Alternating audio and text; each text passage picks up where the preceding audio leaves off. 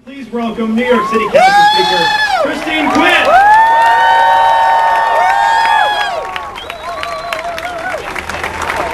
Thank you very much, Blake. But you know, Blake glossed over the key part of that story.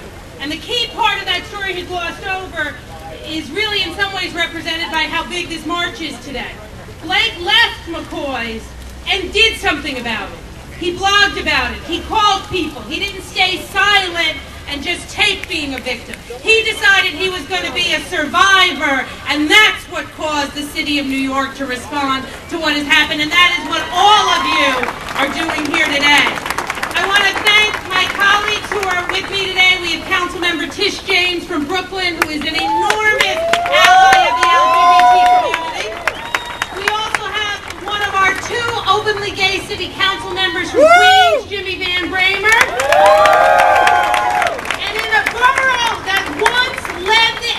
To try to rid our public schools of the Children of the Rainbow curriculum. Now, 500,000 of the residents of that borough are represented by openly gay men, Jimmy Van Bramer and Danny Jones.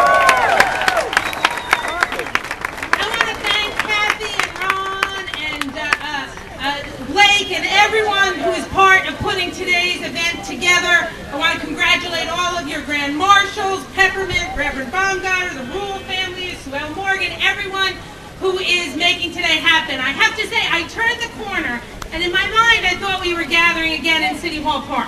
Right. So I turned the corner, and I saw all of you here, and I said to my staff member, "What is that? It's huge." And she said, "It's the wedding march. This is the biggest wedding march we have ever had, and literally, honestly, you took my breath away when I realized this was the march right here. You look so amazing." Now, I have a couple of jobs I have to do today. The first is give greetings from our Attorney General, Andrew Cuomo. Yeah. He reached out to me this morning. He couldn't make it to today's event, but he wanted everyone to know that there are a lot of great visions he has in his mind of what he can do for New York State when he's governor. But one of the ones that is at the top of his list is the day he gets to sign marriage equality into law.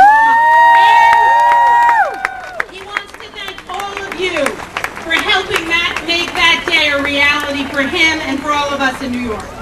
Now, as council speaker, I have a lot of powers. But the biggest power is in proclamations. You may not know that. And I would have brought the formal proclamation today, but it was too big for anybody's pocketbook. So instead, we have a copy. And with the power given to me by my colleagues, Tish and Jimmy and others, we are, and we'll mail the organizers the official proclamation, but we are declaring today in all 5 boroughs, whether you're a homophobe somewhere in the city and you want it or not, today is officially Marriage Equality Day in New York.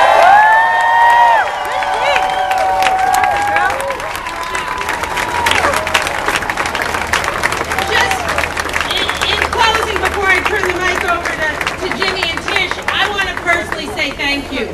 On September 14th, it was my partner, Kim, and I, it was our 9th anniversary.